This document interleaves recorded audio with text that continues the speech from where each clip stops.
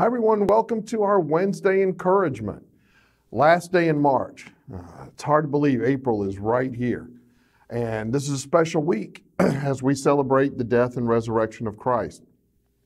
Now Friday, I hope you'll join us for our Good Friday service at 6 o'clock as we begin our celebration of Easter by recognizing Jesus' death on the cross with this very special service. I hope you'll be able to join us.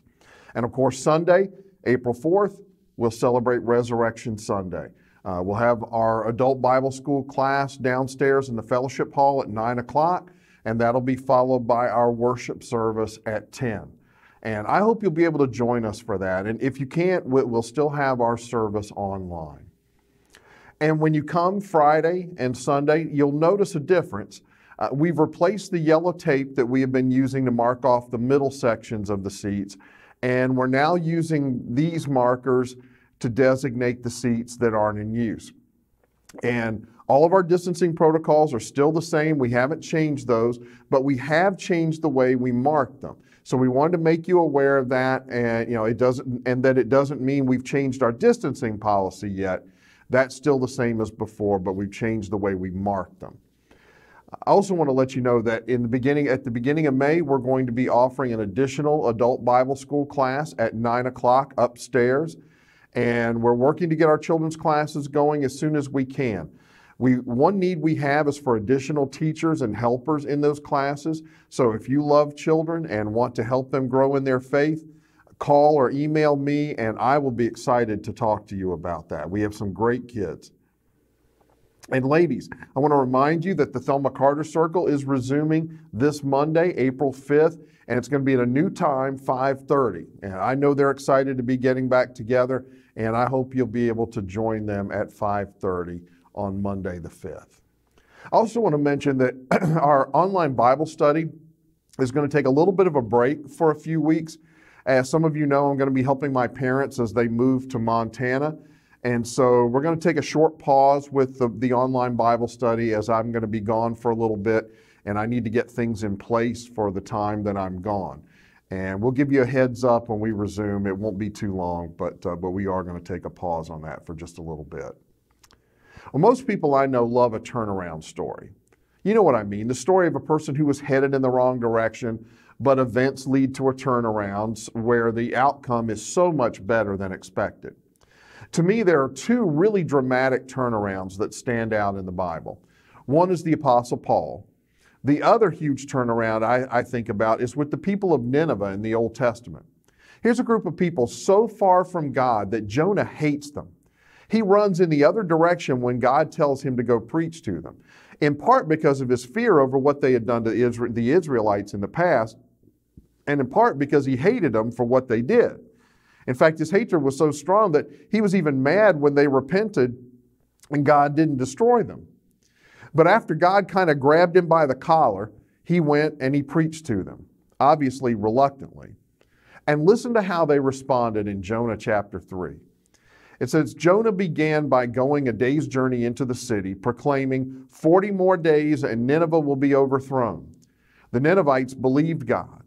A fast was proclaimed, and all of them, from the greatest to the least, put on sackcloth. When Jonah's warning reached the king of Nineveh, he rose from his throne, took off his royal robes, covered himself with sackcloth, and sat down in the dust. This is a proclamation he issued to Nineveh. It said, by the decree of the king and his nobles, do not let people or animals or herds or flocks taste anything. Do not let them eat or drink. But let people and animals be covered with sackcloth. Let everyone call urgently on God. Let them give up their evil ways and their violence. Who knows, God may yet relent and with compassion turn from his fierce anger so that we will not perish. And verse 10 says, when God saw what they did and how they turned from their evil ways, he relented and did not bring on them the destruction he had threatened. That's an amazing turnaround. They listened to Jonah's probably half-hearted preaching, though he may have leaned heavily on God's promise to destroy the city out of his desire that it would happen. They believed God, they declared a fast, and they put on sackcloth, which was a symbol of repentance at the time. From the king on down. And I love how the king even covered his bases by having the people cover their animals in sackcloth. They weren't taking any chances at all. They knew they had done things that were wrong, as verse 8 shows. The king told them to give up their evil ways and their violence. He knew. That's a dramatic turnaround.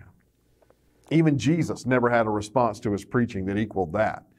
It was so dramatic that God decided not to destroy them, which made Jonah mad because deep down he wanted God to destroy them. They turned their lives and wills over to God's care and control. Easter is the account of the greatest turnaround in history. On Friday, Jesus was dead. On Sunday morning, he was alive. Despair transformed into hope. Death was overcome by life, and everything changed. And because of the turnaround with Jesus, you and I can see things turn around in our life. Regardless of our past or what we've done, Jesus can come in and make things better than we ever imagined. Not that he just eliminates all the problems in our life, but he makes our life everything God created it to be in him. And the great thing is that lasts for eternity. As you pray today, if you've seen that turnaround in your own life, thank him for that. And ask him for the ability to help others see the same thing in their lives. If you haven't yet, go to him with a humble, repentant heart and ask him to lead you. And if you do, I encourage you to talk with me about that. I would love to talk with you about it, because that can be the first step of an amazing turnaround.